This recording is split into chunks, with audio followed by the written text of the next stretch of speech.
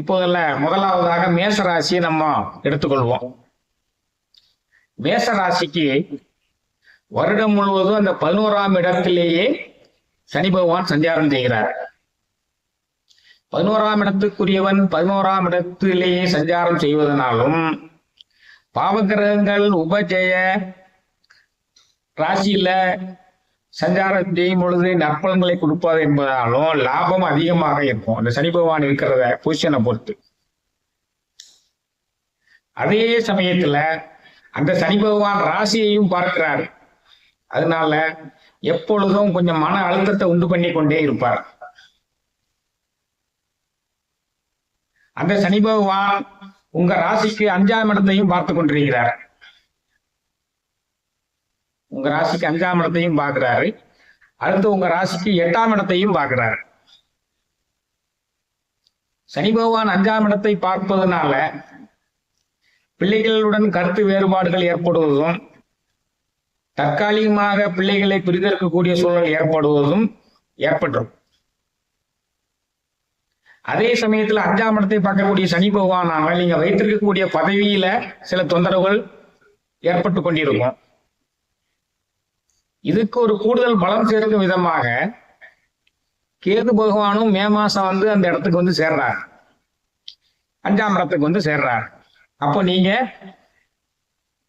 உங்க பிள்ளைகளினுடைய உடல் நலனில் கவனம் செலுத்த வேண்டும்.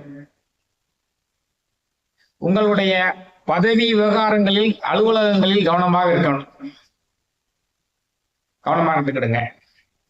ஏன்னா கேது பயிற்சியின் காரணமாக மே மாதத்திற்கு பிறகு பிள்ளைகள் உடல்நலில் கூடுதல் கவனம் தேவை. அலுவலகத்தில் பதவிகளில் இருப்பவர்கள் கவனம் தேவை. அதற்கு நீங்கள் ஆஞ்சநேயர் வழிபாடு, விநாயகர் வழிபாடு செய்வது மிகவும் முக்கியம். பிறகு இந்த சனி பகவான் 8ஆம் இடத்தையும் பார்க்கிறாருன்னு சொன்னேன் இல்லையா?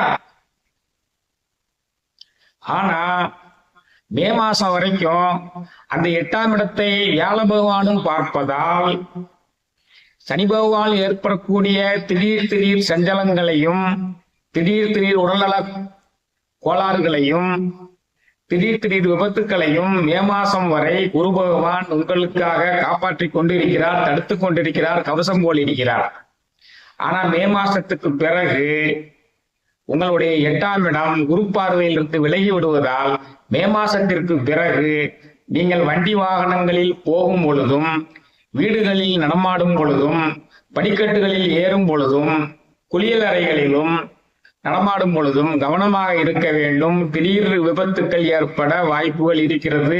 ஏனென்றால் இந்த 8ஆம் இடம் குரு பார்வையிலிருந்து தவறிவிடுகிறது, பெறாமல் போய்விடுகிறது.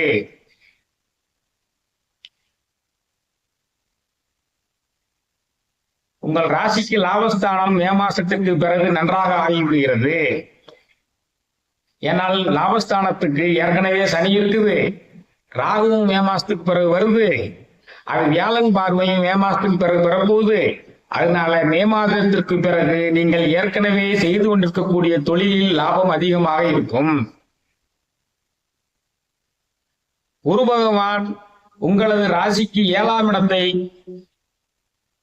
பார்ப்பதால் திருமணம் சம்பந்தமான நிகழ்வுகளை நன்றாக செய்யலாம், முன்னேற்றம் ஏற்படும். உங்கள் ராசிக்கு 7ஆம் இடத்தை பார்க்கிறார். உங்கள் ராசிக்கு 9ஆம் இடத்தை பார்க்கிறார்.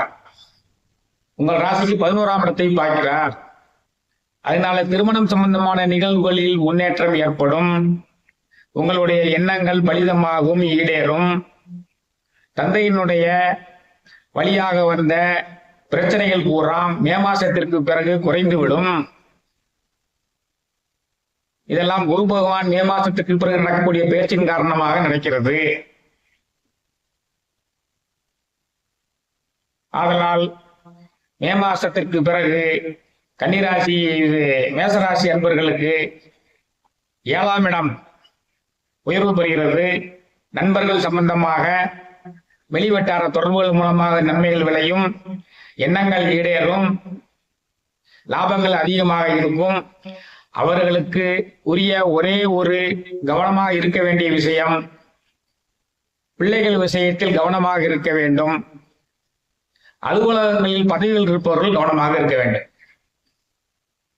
இதான் மேசராசிக்குரிய சுருக்கமான